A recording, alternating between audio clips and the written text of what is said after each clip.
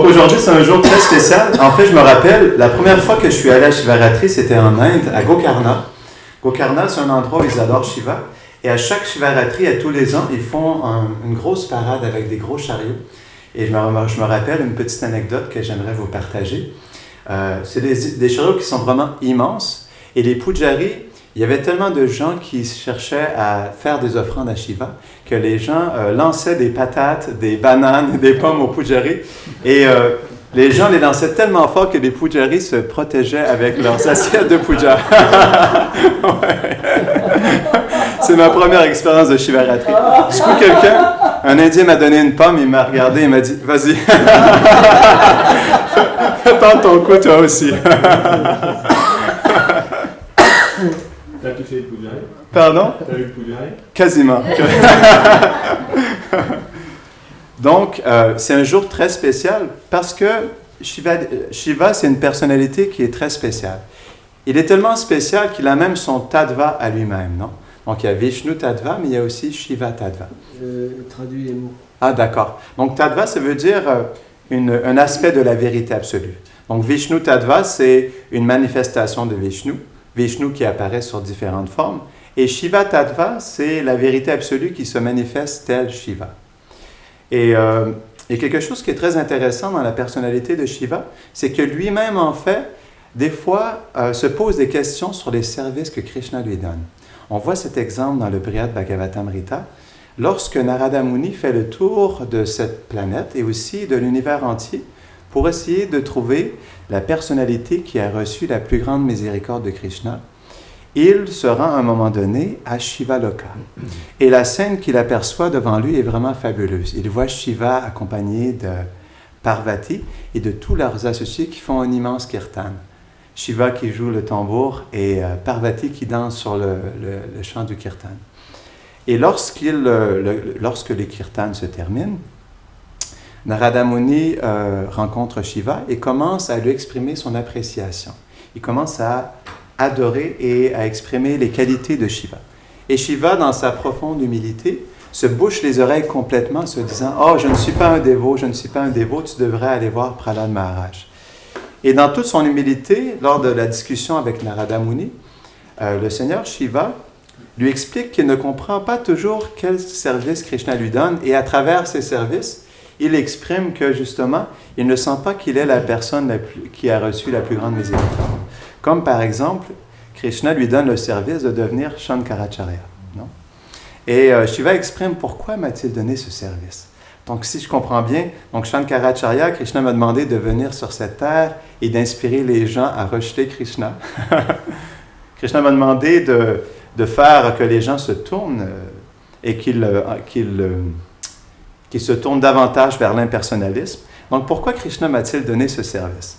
Donc, il exprime les différents services que Krishna lui a donnés et il réalise qu'il ne se sent pas très fortuné parce qu'il a reçu des services tellement difficiles. Pourquoi Krishna m'a demandé de faire ça, non? Et à travers cette discussion, il essaie de prouver à Narada Muni qu'il a une âme très déchue et il lui dit que Prahlad Maharaj est bien plus avancé que lui. Donc, on voit que Shiva, dans sa profonde humilité, ne veut pas du tout entendre sa propre glorification. C'est vraiment la qualité des Vaishnavas. Ils ne veulent pas justement recevoir des éloges parce qu'ils réalisent toujours que Krishna est le Seigneur suprême. Et c'est ça qui est intéressant dans les divertissements de Shiva, c'est qu'il enseigne à tout le monde la suprématie de Krishna et il inspire tous les êtres à le servir. 7h45. 7h45. Ah, d'accord. Il inspire tous les êtres à le servir et à prendre refuge de Krishna.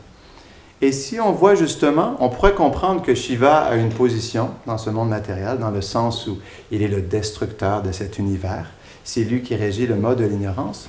Mais derrière cette responsabilité se trouve une personne bien particulière. Et c'est ce qui est intéressant avec le Seigneur Shiva.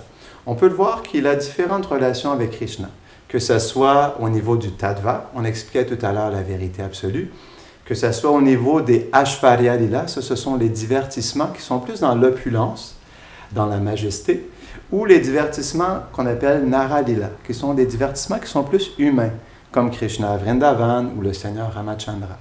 Et même aussi dans les Madhurya Lila, non? Donc, le Seigneur Shiva accompagne Krishna dans différentes incarnations, c'est ce que Narada Muni il explique dans le Brihad Bhagavatamrita. Il exprime que, en fait, Krishna, il est le Seigneur suprême à Vrindavan, et parce qu'il est la personne originelle, de lui émanent toutes les incarnations.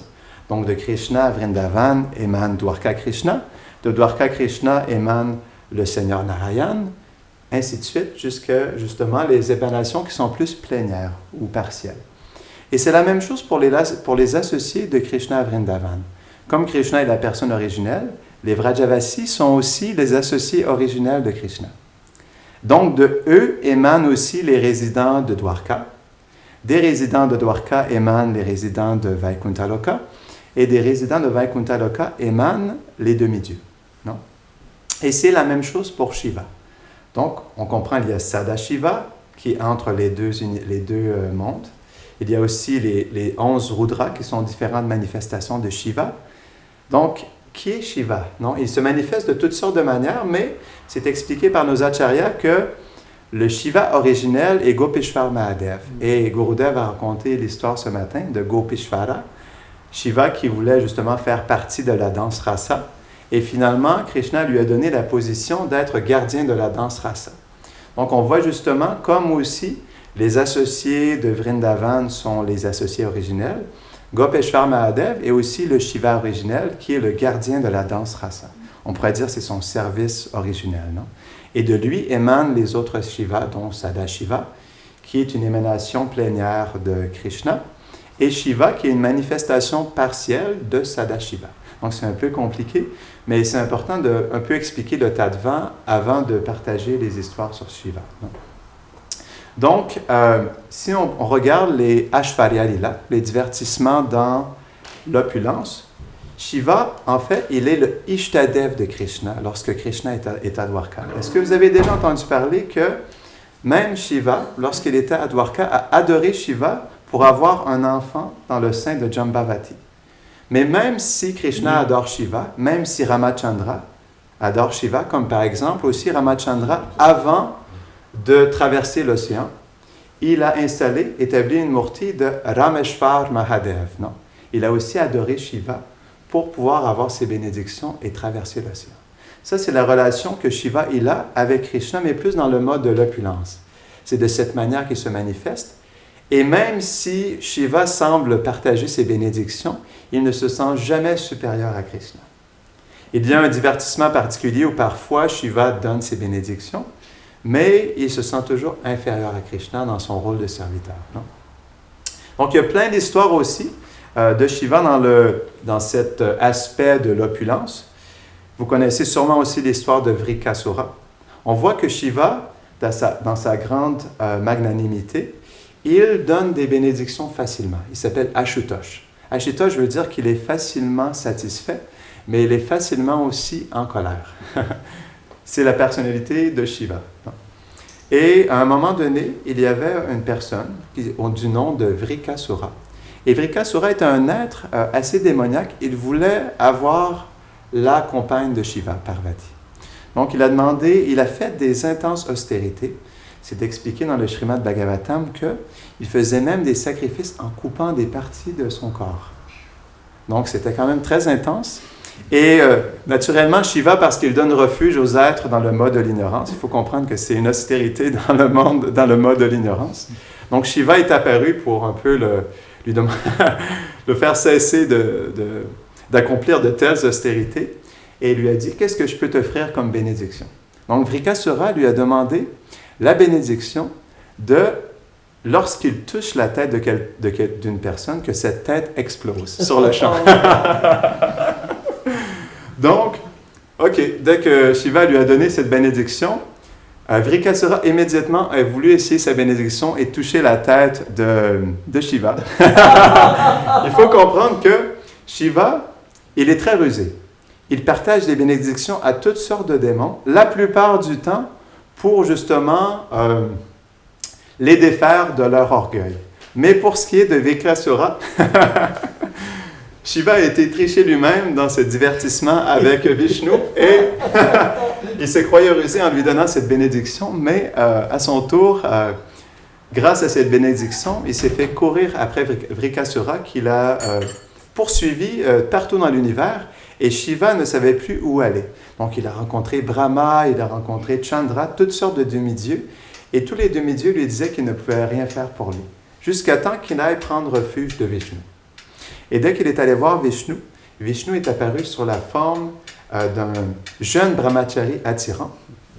Et lorsqu'il est apparu, il a rencontré Vrikasura et lui a dit « Vrikasura, ne penses-tu pas que cette bénédiction que Shiva t'a donnée est une imposture?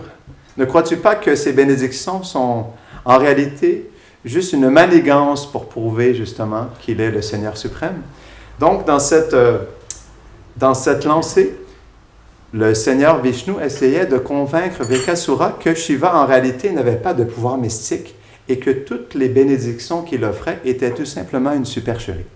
Et dans cet état d'esprit, il a approché Vrikasura. Et donc, il lui a demandé, « Pourquoi n'essaies-tu pas toi-même de mettre ta propre main sur ta tête? Et tu pourras prouver que réellement, les bénédictions du Seigneur Shiva sont tout simplement des supercheries. » Donc, Vrikasura, qui a été séduit par le discours enchanteur du Seigneur Vishnu, a pris sa main et a touché sa propre tête, et voilà, sa tête a explosé. Donc là, il y a un divertissement où Shiva s'est fait jouer dans son propre tour de partager des bénédictions. Mais il y a toutes sortes de divertissements qui sont partagés dans les Puranas. Vous connaissez sûrement l'histoire de Mayadanava. Donc Mayadanava est un peu le chef des démons. Et dans le Bhagavatam, c'est expliqué qu'il avait eu une bénédiction de Shiva pour construire 3 immenses aéronefs, non? Où les démons pouvaient prendre refuge. Ils étaient tellement puissants qu'ils avaient réussi à renverser toutes les planètes édéniques. Et les demi-dieux étaient obligés de s'enfuir. Et ils étaient allés voir justement le Seigneur Vishnu, qui est allé rencontrer Shiva, et ensemble, ils se sont transformés en une vache et un veau. Pourquoi? Parce que lorsqu'ils s'étaient battus avec les démons avaient eu cette bénédiction de Mayadanava qui avait construit un puits rempli de nectar. Et dès que les démons quittaient leur corps, le démon Mayadanava les induisait de ce nectar spécial et ils reprenaient la vie. Donc, dans cette invincibilité, ils avaient réussi à vaincre les demi-dieux. Et à un moment donné, justement, Vishnu est allé voir Shiva et il lui a proposé de se transformer en vache. Donc, Vishnu s'est transformé dans un corps de vache et Shiva dans un corps de veau. Et ensemble, ils sont allés à l'endroit secret où Mayadanava avait caché ce nectar pour justement l'invincibilité de son armée. Et à l'eux deux, ils ont tous bu le nectar de ce puits. Et c'est à travers ça qu'ils ont réussi justement à défaire la bataille avec les démons. Et aussi, après cela, Vishnu a donné une bénédiction à Shiva pour qu'il puisse justement s'équiper avec toutes sortes d'armes et un chariot très spécial pour justement vaincre l'armée de Mayadanava. Et avec des flèches bien spéciales, le Seigneur Shiva a réussi à détruire les 3 aéronefs de Mayadanava. Et c'est par la suite que le Seigneur Shiva s'est fait appeler Tripurari, celui qui a vaincu les 3 aéronefs du démon Mayadanava. Tripurari, non? Des villes volantes. Des villes volantes, exactement. Ils étaient tellement immenses que c'était comme des villes où les démons pouvaient se réfugier. Pardon? Tripurari. 3 villes volantes. Donc, il a détruit 3 villes volantes. Merci, Yashodhara. Donc, il y a une autre histoire que je voulais vous partager. Connaissez-vous Banasura? Donc, Banasura, il était un dévot de Shiva. Il avait reçu la bénédiction de recevoir 1000 bras. Et c'est même expliqué dans les Puranas qu'avec ces 1000 bras, lorsque Shiva dansait, Banasura prenait 1000 différents drums, tambours, et de ses 1000 mains jouait du tambour et accompagnait le Seigneur Shiva. Et Shiva était tellement satisfait de ce jeu de tambour qu'il lui a donné la bénédiction, la protection de ne jamais être tué par des ennemis. Donc ensuite, il y a l'histoire avec Aniruddha, qui est un fils de Krishna, qui est tombé en amour avec la fille de Banasura. Donc il est rentré en cachette un soir dans le palais de Banasura et dans l'intimité a rencontré Uma, la fille de Banasura. Mais malheureusement, les gardes de Banasura ont pris sur le fait Aniruddha et l'ont piégé et l'ont emmené dans leur prison dans le palais de Banasura. Et lorsque Krishna a entendu que Banasura avait piégé Aniruddha, il s'est en venu avec toute son armée de Yadu. Et parce que Shiva était justement la déité adorable de Banasura, Shiva est venu avec toute son armée de sorcières. C'est expliqué qu'il y avait même des sorcières, des gobelins, toutes sortes d'entités bien spéciales parce que Shiva, parce que justement il régit le mode de l'ignorance, il donne refuge à toutes sortes d'êtres qui sont dans le mode de l'ignorance. C'est expliqué qu'il y a des gobelins, des fantômes, des sorcières, toutes sortes d'êtres un peu plus démoniaques. Donc Shiva, avec son armée de gobelins, etc., s'est en allé pour justement faire la guerre à Krishna. Et c'est un divertissement qui est bien spécial parce que lors de cette bataille, Shiva a fait apparaître une arme bien spéciale qui s'appelle le Pashupata Astra, qui est une arme très puissante du Seigneur Shiva. Ensuite, il a fait apparaître son arme ultime qui s'appelle le Shiva Dvara. C'est même expliqué, je faisais des recherches, c'est même expliqué que le Shiva Dvara serait même la fièvre personnifiée. C'est quand même intéressant. Donc, c'est une arme personnifiée parce que les armes de Vishnu et de Shiva ne sont pas des armes ordinaires, ce sont aussi des personnes. C'est même expliqué que cette arme étant comme une personne, avait 3 jambes et 3 têtes. Et Shiva Dvara était tellement puissant qu'il était 12 fois plus puissant que le soleil. La chaleur qui s'émanait de Shiva Dvara était 12 fois plus puissante que la chaleur du soleil. C'est avec le Shiva Dvara que Shiva détruit cet univers. C'est expliqué dans le Bhagavatam qu'il y a 100 ans d'inondation et 100 ans d'intenses feux, non? Et de feu partout dans l'univers. Donc, c'est avec Shiva Dvara que Shiva détruit cet univers. Non? Donc, Shiva est approché avec son arme ultime et Krishna, bien entendu, avait aussi une arme bien spéciale qui s'appelle Narayan Dvara. Et comme Shiva avait cette arme très puissante qui était là justement pour amener le feu dans toute l'armée qui était présente, Krishna a pris le Narayan Dvara pour contre-attaquer avec son arme qui justement est là pour amener une intense froideur. Et c'est drôle, quand je recherchais sur cette arme de Narayan Dvara, je me disais, OK, j'ai commencé à plus apprécier l'hiver canadien parce que je me suis dit, OK, l'hiver canadien vient de l'arme de Narayan Dvara. Non. Parce que c'est intéressant, d'où vient justement l'extrême froid, si ça ne serait pas justement des potentiels de Krishna. Comme Shiva détruit la création avec cet intense feu, Krishna aussi peut utiliser l'intense froid pour justement influencer ce monde. Non? Donc je méditais là-dessus sur l'hiver canadien, parce que quand je suis revenu du Québec, il faisait moins 30 et il y avait 50 cm de neige. Donc c'est une bataille qui était très spéciale et même à un moment donné, c'était tellement intense que Krishna, il a utilisé un sort bien spécial où il a décidé d'endormir Shiva avec un sort de sommeil. Et Shiva était tellement fatigué qu'il a quitté la bataille. Et à ce moment-là, une fois qu'il est revenu à sa conscience, il a réalisé qu'il avait perdu la bataille. Et c'est à ce moment que même avant que Shiva prenne refuge et s'abandonne à Krishna, le Shiva Dvara s'est agenouillé aux pieds de Krishna et justement a demandé pardon à Krishna et lui a offert des prières bien spéciales. Et ensuite, Shiva s'est expliqué qu'il est aussi tombé aux pieds de Krishna pour lui offrir ses respectueux hommages. Justement, ce divertissement montre que même si parfois, dans les divertissements avec Krishna, Shiva donne parfois des bénédictions et même la déité adorable de Krishna, il reste que Krishna montre toujours qu'il est le Seigneur suprême. Donc, il y a une autre histoire que je voulais vous partager, c'est l'histoire de Pondraka. Donc, Pondraka, c'est une personnalité bien spéciale. C'est une personne qui se croyait être Vasudev. Krishna, quand il est à Dwarka, bien souvent, il prend la forme à 4 bras. Et il y a une personne qui s'appelle Pondraka, qui se croyait aussi être le Seigneur Vasudev. Je ne sais pas dans quel arrangement, mais il avait fait pousser 2 autres bras. Et Pondraka Vasudev, c'est ce qui est expliqué, le faux Vasudev, il avait envoyé une lettre de défi à Krishna Vasudev, à Dwarka, pour lui dire que Krishna était un escroc et que Pondraka était le réel Vasudeva.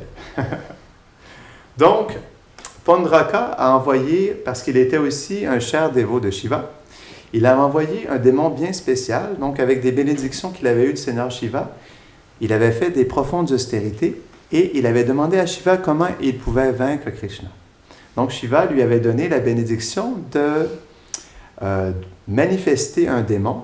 Donc Pondraka a envoyé ce démon à Dwarka pour faire la guerre à Krishna, mais dès que le démon est arrivé aux portes de Dwarka, Krishna a envoyé son Sudarshan Chakra et comme c'est expliqué qu'il a congelé, il était tellement ébahi par la radiance du Sudarshan Chakra qu'il a été complètement congelé sur le fait et il n'a pas eu d'autre choix que de retourner à Kashi, parce que Pondraka était à Kashi.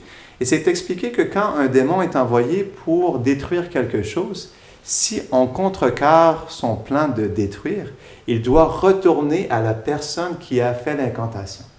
Et comme c'était Pondraka qui avait manifesté le démon n'a pas eu d'autre choix que de retourner à Kashi pour détruire Pondraka.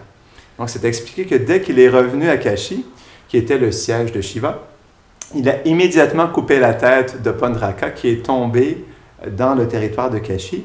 Et c'est expliqué que même la cité entière de Kashi a été détruite. Shiva a été obligé de fuir Kashi et de prendre refuge de Navadvip. C'est ça qui est expliqué justement dans les Puranas. Et lorsqu'il est arrivé à Navadvip, il a pu justement rencontrer Chaitanya Mahaprabhu. Et Nityananda Prabhu, il rencontre dans un divertissement bien spécial que le Seigneur Shiva, il est présent à Navadvip. Et il chante constamment les noms de Gauranga et danse dans l'extase des noms de Gauranga. C'est même expliqué que pour la personne qui meurt à Navadvip, le Seigneur Shiva murmure le nom de Gauranga à son oreille. Il y a un endroit où Shiva il médite dans un arbre banyan. Il y a un trou. D'accord. On avait été avec Shiva. Un immense banyan, c'est ça, où il médite. Il médite à Navadvip. Anami dans la forêt Naimisharanya. D'accord. D'accord. Comme sur une petite presqu'île comme ça. Et c'est là qu'il y a un lingam aussi, qu'ils le mettent dans l'eau, il est tellement chaud, c'est pas là, non? Ouais. C'est ici, voilà. Ils le sortent qu'une fois, Une fois par an. Une fois par an. Ils sont obligés de baigner constamment pendant les 3 jours le soir, sinon ça prend tout feu. Ouais. Tout prend feu. Justement, on a darshan de ces déités possibles, non? Il la montre en dessous de l'eau normalement. Des fois, il la sort, et bien souvent, il la met en dessous de l'eau. Donc, lorsque Shiva était à Navadvip, il a rencontré Chaitanya Mahaprabhu et on lui a suggéré d'aller à Bhubaneswar. Et Krishna lui a dit qu'il lui laissait la cité entière de Bhubaneswar. Il a rencontré Jagannath à Bhubaneswar et Jagannath, le Seigneur Jagannath, lui a dit qu'il s'appellerait maintenant Lokanath, qu'il était le protecteur de sa demeure à Bhubaneswar. Donc, de Kashi, Shiva a transféré son quartier général, si je peux dire comme ça, jusqu'à Bhubaneswar, où il a installé justement sa demeure à Bhubaneswar. Donc, Shiva demeure éternellement à Bhubaneswar aussi. Et tous ses associés aussi sont présents à Bhubaneswar. Donc, c'est même expliqué aussi que Navadvip s'appelle Navadvip Kashi, comme on expliquait tout à l'heure. C'est même appelé Mahavaranasi, parce que comme on expliquait, les êtres sont délivrés parce que Shiva murmure dans leur oreille. Et tout à l'heure, je vous parlais du Nara Lila, que Shiva, il relationne avec Krishna au niveau du Tattva, comme on expliquait. Gurudev expliquait ce matin que Vishnu est le lait, Shiva est le yaourt. Non? Et Shiva relationne aussi avec Krishna au niveau des divertissements humains, comme par exemple lorsqu'il est avec Ramachandra. Et je voudrais vous partager une histoire bien spéciale. Gurudev, il a partagé ce matin le divertissement de Sati, comment elle a quitté son corps. J'aimerais vous partager la raison pour laquelle Sati a réellement décidé de quitter son corps. C'est ce qui est vraiment intéressant avec les Puranas, c'est qu'il y a toujours un divertissement général qui est très, très connu, mais il y a toutes sortes de divertissements qui nous permettent de comprendre derrière la scène, pour comprendre pourquoi, justement, différentes personnes se sont rencontrées pour que ça mène à un divertissement bien spécial. Et c'est expliqué dans les Puranas que le seigneur Shiva était avec sa compagne Parvati dans la forêt de Dandakaranya. Ils étaient là au moment où Sita s'était fait kidnapper par Ravana. Et dès que justement Rama avait réalisé que Sita avait disparu, il était dans une profonde détresse, dans une profonde séparation, et il pleurait incessamment sur le sol dans la forêt de Dandakaranya. Et lorsque Parvati a vu Shiva, lorsqu'elle a vu Rama qui pleurait dans cette profonde détresse, elle est devenue profondément confuse. Elle ne comprenait pas pourquoi Rama pleurait parce qu'elle savait où était Sita. Elle réalisait que Sita avait été kidnappée par Ravana et elle savait qu'elle était saine et sauve, non? Donc elle ne comprenait pas pourquoi, si Ramachandra est Dieu, pourquoi ne va-t-il pas la sauver immédiatement? Pourquoi attend-il aussi longtemps avant d'aller la sauver? Donc elle était complètement déconcertée. Et donc Shiva lui a dit, pourquoi ne vas-tu pas tester Ramachandra? Donc Shiva était un peu perturbé par cela aussi, parce qu'il lui expliquait, non, Ramachandra est la personne suprême, il est dans un divertissement bien spécial dans la séparation de sa bien-aimée, Sita. Donc pourquoi ne vas-tu pas le tester pour voir s'il est réellement le Seigneur Ramachandra? Donc Shiva est allé plus loin dans une forêt voisine, en méditation, et Sati est allée, avant d'aller rencontrer Ramachandra, s'est transformée en Sita. Wow. Et dès qu'elle est apparue sur les lieux, elle a essayé à plusieurs reprises d'attirer l'attention de Ramachandra, mais en vain. Ça ne fonctionnait pas du tout. Même après plusieurs reprises, Ramachandra a regardé la fausse Sita et lui a dit « Mais mère, pourquoi ne vas-tu pas retrouver ton mari Shiva? » Donc, Ramachandra avait réalisé que réellement ce n'était pas Sita, mais Parvati qui était déguisée en Sita. Donc Parvati, lorsqu'elle a réalisé que Ramachandra avait découvert son secret, donc elle a offert ses obéissances à Ramachandra et est retournée voir Shiva. Et lorsqu'elle est retournée voir Shiva, Shiva lui a dit « Est-ce que tu as testé Ramachandra? » Et Shiva lui a dit,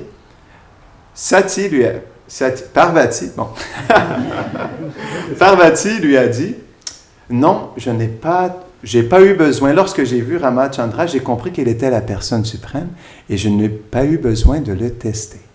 Et donc Shiva, en transe, il a réussi à voir que réellement Sati s'était transformée en Sita. Et lorsqu'il a vu cela, il a dit à Sati, « Tu n'es plus ma femme, tu es maintenant ma mère, parce que tu as pris la forme de Sita. » Il faut comprendre que Mula Shankarshan, qui est nul autre que Balaram, mais Balaram à Dwarka, c'est ce qui est expliqué par les Acharyas. Donc Shiva ou Sadashiva, comme on a expliqué, il y a différents Shiva, mais Sadashiva, il adore Balaram à Dwarka. Et comme Balaram est l'origine de Ramachandra, et comme Sita est la compagne de Ramachandra, Shiva ne pouvait pas accepter que sa femme Sati ait pris la forme de Sita.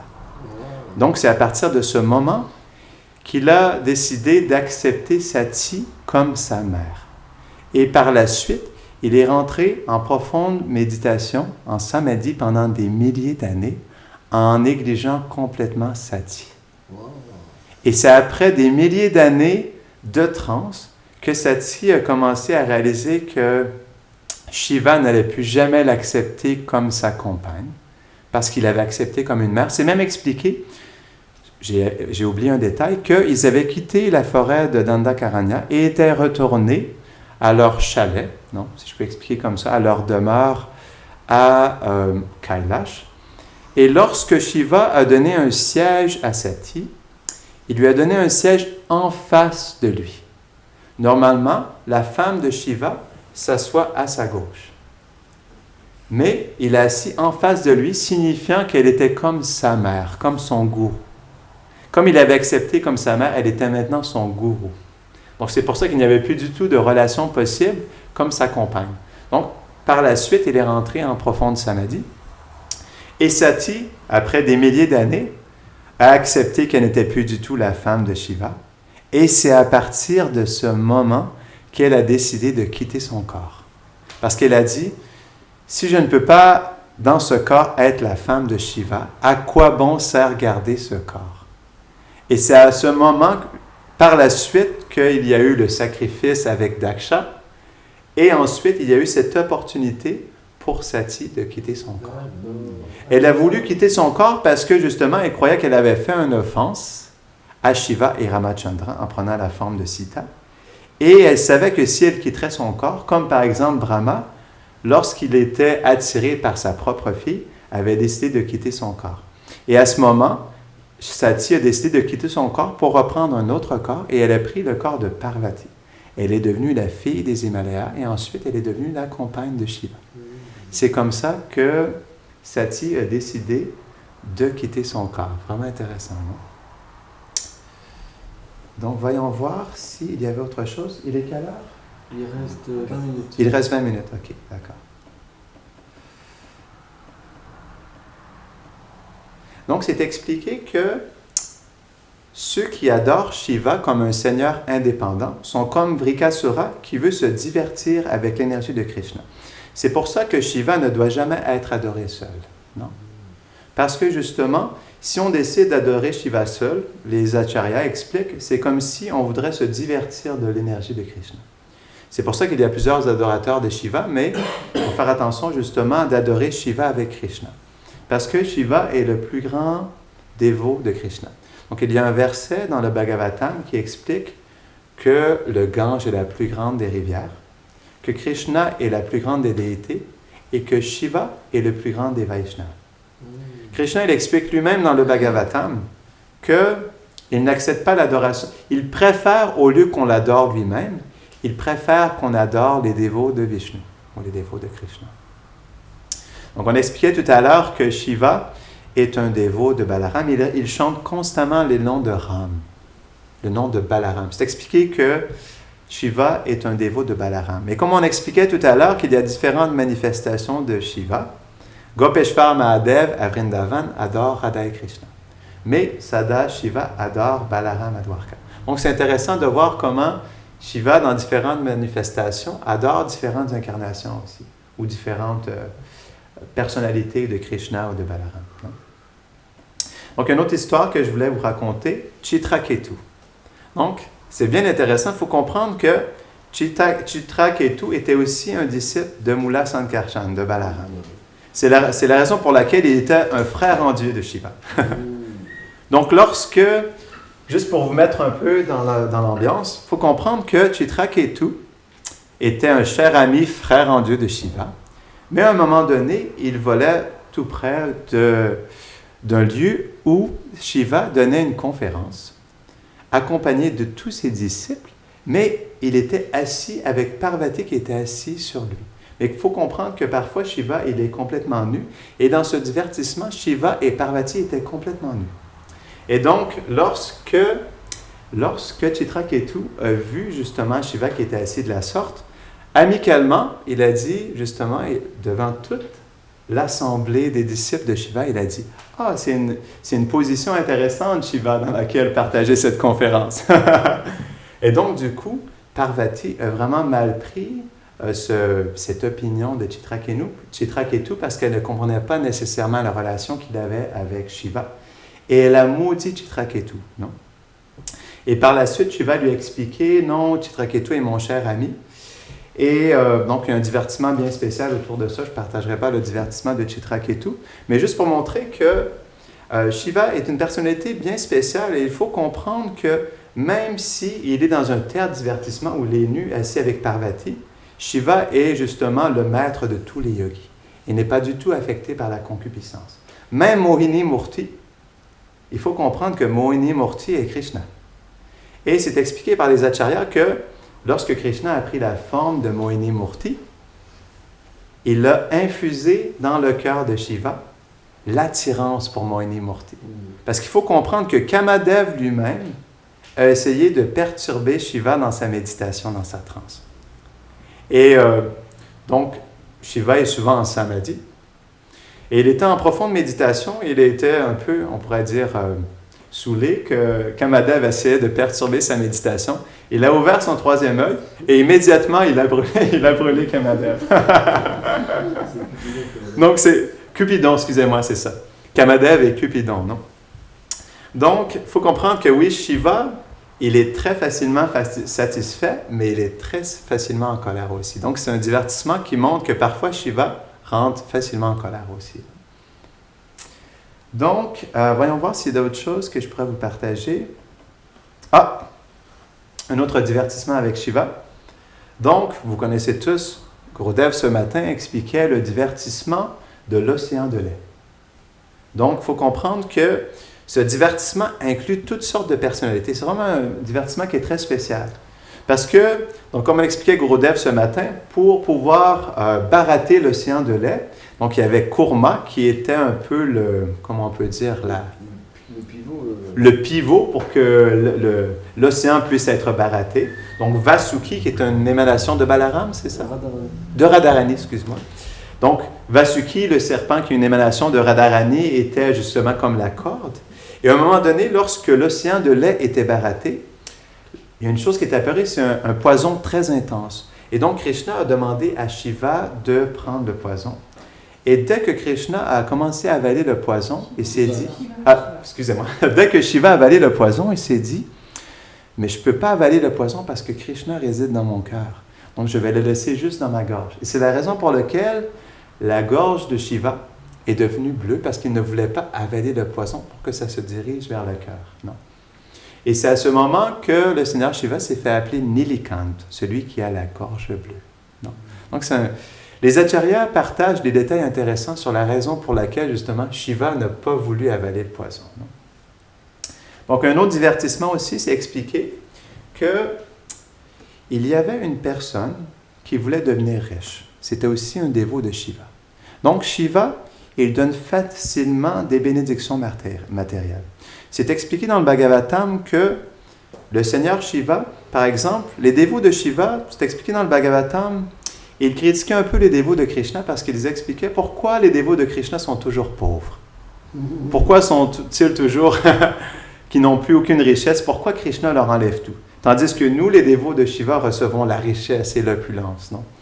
Et c'est expliqué que justement, Krishna, parce qu'il adore ses dévots et veut enlever les barrières dans leur chemin dévotionnel, lorsqu'il aime quelqu'un, il lui donne tout. Et lorsqu'il l'adore, Krishna lui enlève tout. Donc, c'est expliqué dans cette discussion entre les dévots de Shiva et les dévots de Krishna que, justement, Krishna, pour les aider, enlève tout sur leur passage. Mais donc, le Seigneur Shiva, dans sa grande miséricorde, comme il est aussi, justement, le mari de Parvati, qui est, on peut dire, la personnification de l'énergie matérielle, à ce moment, ce dévot de Shiva souhaitait, au plus profond de son cœur, avoir une grande richesse matérielle. Et il priait à Shiva de la sorte, et Shiva est apparu dans son rêve. Et dans son rêve, il lui a dit d'aller rencontrer Sanatan Goswami à Vrindavan. Donc, le dévot de Shiva s'est rendu à Vrindavan. Il a rencontré Sanatan Goswami et il lui a dit « Oh, Sanatan Goswami, je voudrais te partager quelque chose. J'ai rencontré le Seigneur Shiva, mon Seigneur adorable, dans mon rêve, et il m'a dit de te rencontrer car tu pourrais m'aider à obtenir la plus grande richesse. » Et lorsque Sanatan Goswami a entendu cela, il lui a dit « Oh, tu veux avoir la plus grande richesse? D'accord. Si tu veux, non loin de la Yamuna, j'ai laissé tomber une pierre philosophale. » Est-ce qu'on l'appelle comme ça en français? Non? Une pierre philosophale qui a été enfouie dans le sable. Peut-être que si tu cherches sur les berges de la Yamuna, tu pourras trouver cette pierre philosophale. Donc, lorsqu'il s'est rendu aux berges de la Yamuna, il a commencé à chercher et a trouvé cette pierre bien spéciale que lorsqu'elle touchait le fer, transformait le fer en or. Donc, il était complètement ébahi de cette découverte. Donc, mais lorsqu'il a reçu la pierre philosophale, il a commencé à se poser des questions. Il se disait, mais pourquoi, si c'est la plus grande richesse, pourquoi Sanatan Goswami avait si facilement laissé tomber cette pierre philosophale? Il doit avoir une autre richesse supérieure à cette pierre philosophale. Donc, il est retourné voir Sanatan Goswami et lui a dit, il me semble que si ce serait la plus grande richesse au monde, tu n'aurais pas laissé tomber cette pierre philosophale. Et Sanatan Goswami lui a dit, « Ah, veux-tu vraiment la plus grande richesse en ce monde? Alors prends immédiatement cette pierre philosophale et va la jeter dans le fond de la Yamuna. » Donc lorsqu'il est revenu, il a rencontré à nouveau Sanatan Goswami. Et Sanatan Goswami lui a dit, « Es-tu prêt à recevoir la plus grande richesse? » Et donc, il lui a partagé le Mahamantra. Hare Krishna, Krishna Krishna, Hare Hare, Hare Rama, Rama Rama, Hare Hare. Donc ici, on voit un autre divertissement où Shiva, malgré le fait qu'il souhaite justement réaliser les désirs de ses dévots, bien souvent, par sa grande ruse, les piège pour qu'ils puissent se défaire de leurs attachements. Non. Donc, voyons voir que se cache-t-il d'autre.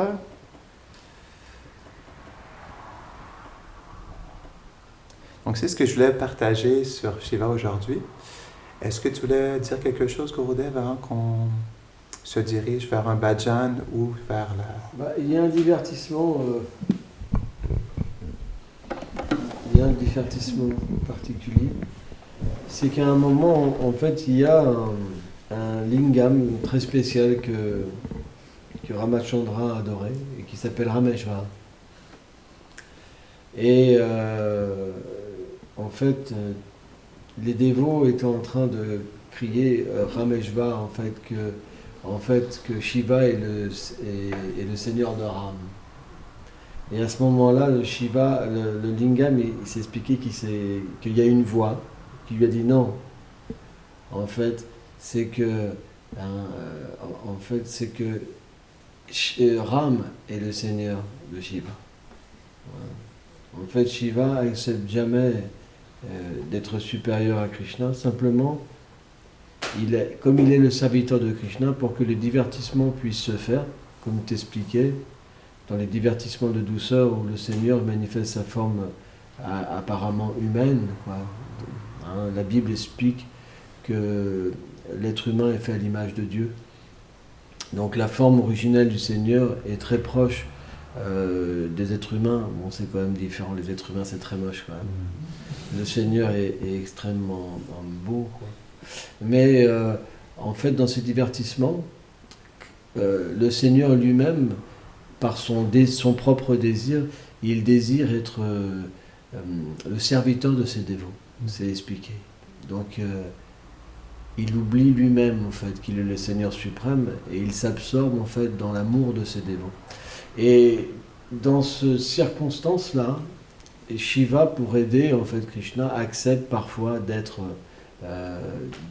dans ce rôle, d'être quelque part la déité de Krishna. Mais c'est un service, quoi. Shiva, il est bien conscient que c'est juste pour donner la satisfaction. On voit même que les gopis offrent un culte à Parvati, à Durga Devi, pour avoir Krishna comme époux. Mais c'est simplement, comment dire, des divertissements très spéciaux, quoi. Et comment dire, Shiva pour nous, il est très particulier, il est très proche de nous, très très proche dans notre cœur, quoi. Pourquoi ? Parce que un dévot du Seigneur, il aspire qu'à une chose, c'est obtenir l'amour de Dieu. C'est, par exemple, un matérialiste, il veut l'argent, un bouddhiste, il veut atteindre du nirvana, par exemple. Un mayavadi, il veut atteindre le brahman. Un chrétien, il veut atteindre le paradis. Un musulman veut atteindre le paradis. Mais en fait, un dévot du Seigneur, un pur dévot, il veut qu'une chose, c'est l'amour de Dieu. Et Shiva, en tant que le plus grand des Vaishnavas, il a une capacité d'ouvrir, de pouvoir introduire une personne dans les divertissements du Seigneur, qu'un dévot, à un certain moment de sa vie, il ressent. Il peut ressentir, en fait, comment Shiva a cette bénédiction d'être le gardien des divertissements du Seigneur. Et à un moment, en fait, dans la vie d'un dévot, quand le dévot est presque mûr, quoi, il ressent vraiment une relation spéciale avec Shiva aussi. Parce que Shiva aime vraiment les dévots. Et dès que quelqu'un devient vraiment sincère et qu'il n'a plus de désir matériel et qu'il veut juste une chose, c'est aimer Krishna et devenir comme son esclave d'amour, quoi. Alors Shiva devient attiré par cette personne-là. Vraiment, vraiment, exactement. Et naturellement, une relation devient extrêmement proche. C'est pour ça qu'on voit que, par exemple, Bhaktisiddhanta, il a installé des lingams de Shiva, en fait.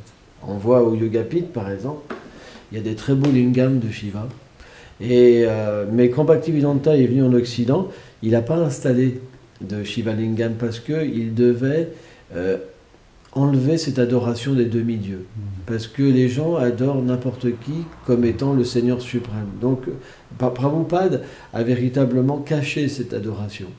Mais ce qui est vraiment d'intéressant, c'est que dans le développement de la dévotion, à un moment, cette adoration, elle arrive. Ça veut dire qu'il y a un amour pour Shiva qui est là, comme il y a un amour pour Parvati, parce que plus on approche de la dévotion spontanée, plus l'âme manifeste sa nature éternelle, et plus elle devient comme un Vrajbasi. Et le Vrajbasi, il a naturellement une connexion très forte avec Shiva, parce que tous les Vrajbasi adorent Shiva et Parvati. C'est pour ça qu'à un moment donné, cette adoration, elle naît dans le cœur du dévot pour avoir Krishna. Parce que c'est inné dans les Vrajbasi. La preuve, c'est que les gopis adorent Shiva. Les gopis adorent Durga Devi. Donc dès que l'adoration spontanée se manifeste, naturellement, tous ces aspects de Shiva vont aussi se manifester dans le cœur du Bhakta. Parce que ça fait partie de sa dévotion spontanée. La dévotion spontanée, ça veut dire Vraj. Et Vraj, ça veut dire une humeur. Et dans cette humeur-là, Krishna n'est plus Dieu. Le Seigneur, ça devient Swanarayan, bien sûr, parce que Nanda Baba, par exemple, le père de Krishna et la mère de Krishna ont un temple avec Narayan, Lakshmi Narayan, mais aussi Nishingadev, mais ils adorent aussi Shiva. Et donc, automatiquement, toutes ces choses vont être dévoilées à un certain moment. Mais ce n'est pas le même Shiva que les gens connaissent, en fait.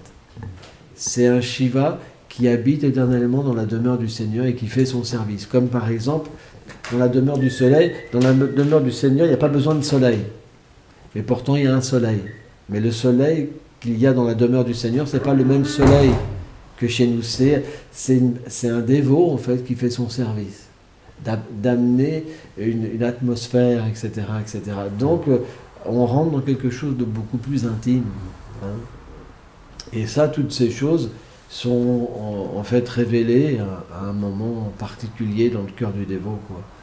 Et c'est ça la beauté, en fait, du Seigneur Shiva, c'est que le Seigneur Shiva, tôt ou tard, en fait, il y a une relation qui viendra avec lui. Et c'est pourquoi un dévot, par exemple, quand c'est Shivaratri, il connaît un bonheur immense. Immense. Au début, on ne sait pas pourquoi. Il y a une extase spéciale, et graduellement, en fait, ça nous sera révélé, en fait. Parce que c'est l'humeur, en fait, des Vrajbasi. Par exemple, une nuit, j'avais passé au Radhakund le Shivaratri, et j'étais tout nouveau, donc je ne connaissais rien. Et toute la nuit, il m'avait empêché de dormir, parce qu'il chantait toute la nuit. Toute la nuit, toi. Et je me rappelle un truc vraiment spécial qui m'était arrivé, c'est quand, en fait, la fête de Shivaratri, c'est fini. J'ai entendu un Vaishnav chanter qui avait la même voix que Prabhupada. Et j'ai ressenti, en fait, dans mon cœur, comme si c'était Prabhupada, en fait, qui chantait. Et c'était quelque chose mais d'extraordinaire. Ça remplissait comme l'univers entier. Ça remplissait toute l'atmosphère du Radhakund, en fait. C'était quelque chose d'extraordinaire. Je me rappelle de ce passage-là de ma vie. C'était un moment très spécial. Ouais. Je me rappellerai toujours. Et ça m'avait choqué, en fait, là, cette voix, quoi. Plus personne chantait, il n'y avait plus rien, plus aucun bruit. Et cette voix, elle a commencé à traverser comme ça. Ouais, c'était vraiment extraordinaire. Ouais. C'était pas Shiva. C'était quoi? C'était Ekadashi. Ouais. Mais c'est pas vrai. C'est pas vrai. Ah, c'était pas Shiva. D'accord. Ekadashi. Mais c'était une voix vraiment particulière. C'était en décembre 1999. Bon, bref. Pas très grave. C'est pas grave, Faudra couper.